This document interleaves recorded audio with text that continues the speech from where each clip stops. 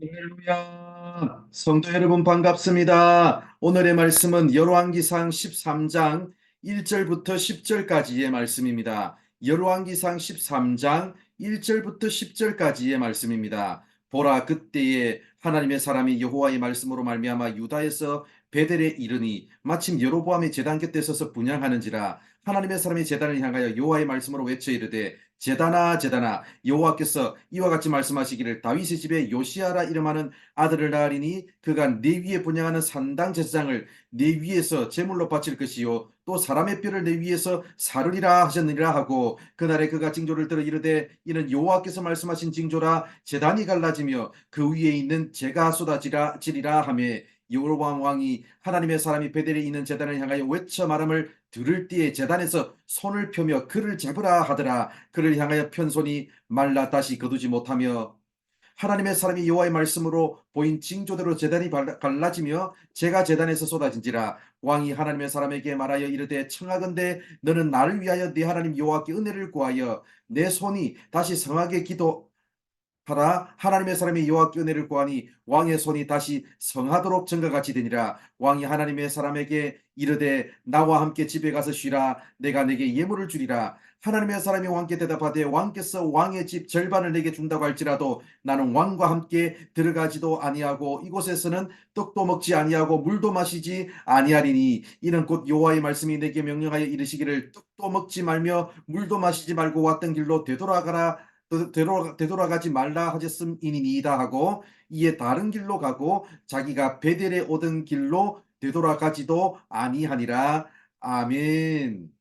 하나님은 여로보암을 향해 말씀에 순종하기만 하면 여로보암의 나라를 견고히 세워주겠다고 약속해 주셨습니다. 그러나 여로보암은 말씀에 순종하지 않았습니다. 금송아지 우상을 만들어서 백성들로 하여금 섬기도록 했습니다. 오늘 우리가 읽은 말씀 1절을 보면 여로보암의 백성들에게 금송아지 우상을 어떻게 섬기는지 보여주기 위해서 자신이 정한 8월 절기에 베델의 제단에 올라섰습니다. 2절과 3절을 보면 바로 그때 유다에서 온 하나님의 사람이 여로보암을 향해 장차 그 제단이 무너질 것이라고 외쳤습니다. 그 제단이 불타서 갈라져서 재가 쏟아질 것이라고 외쳤습니다. 왕이 주관하는 행사에 난입한 하나님의 사람을 보며 화가 난 여로보암이 그 사람을 체포하라고 명령했습니다. 그런데 4절 하반절을 보면 그 말을 하는 여로보암의 손이 마르고 말았습니다. 손이 마비되어 딱딱한 나무처럼 되고 말았습니다. 5절 하반절을 보면 그때 제단이 갈라지고 재가 쏟아졌습니다. 하나님의 사람이 전했던 말씀이 그대로 이루어졌습니다. 6절을 보면 여로보암이 하나님의 사람에게 치유 기도를 부탁했습니다. 이에 하나님의 사람이 기도하자 즉시 여로보암이 마비되었던 손이 풀렸습니다. 7절을 보면 치유받은 여로보암이 하나님의 사람에게 나와 함께 집에 가서 쉬라고 말합니다. 한마디로 좀 더 머물다 가라는 뜻입니다. 그러나 8절부터 10절까지를 보면 하나님의 사람이 그 제안을 거부하고 다른 길로 떠났습니다.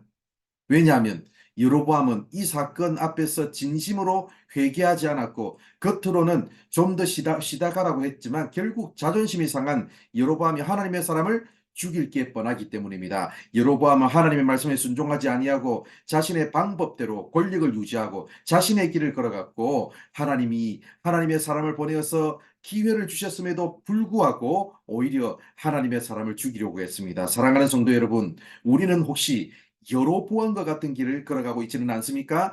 하나님이 말씀하셨고 하나님이 재차 기회를 주셨지만 그 길을 거부하고 나의 길, 나의 방법, 세상의 세계관을 따라 사는 길을 걸어가고 있지는 않습니까? 비록 여로보암이 쌓은 제단이 갈라지고 재가 쏟아지는 상황이 되었지만 하나님이 여로보암의 마른 손을 고쳐주셨습니다. 이것은 하나님이 다시 한번 여로보암에게 기회를 주셨다는 뜻이기도 합니다. 하나님은 여로보암을 끝까지 포기하지 않으셨습니다. 사랑하는 성도 여러분, 하나님은 우리 역시 포기하지 않으십니다.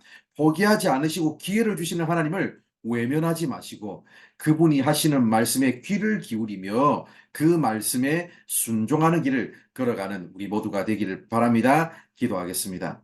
하나님 감사합니다. 오늘도 이렇게 우리를 사랑하여 주셔서 말씀해 주셔서 감사드립니다. 아버지 하나님, 지금 우리가 걸어가고 있는 인생의 길들을 잘 점검해 볼 수 있도록 주님 도와주셔서 아버지 여로보암과 같이 나의 길, 나의 방법, 이 세상의 세계관을 선택하는 것이 아니라 하나님의 길, 하나님의 방법, 하나님 말씀을 선택하는 삶을 살게 하여 주시옵소서. 아버지 하나님, 오늘 우리의 삶을 붙들어 주시고 아버지 하나님, 하나님께서 기회를 주실 때 말씀에 순종하는 삶을 살아가는 주의 백성들 되게 하여 주옵소서. 살아계신 예수님의 이름으로 기도드립니다. 아멘.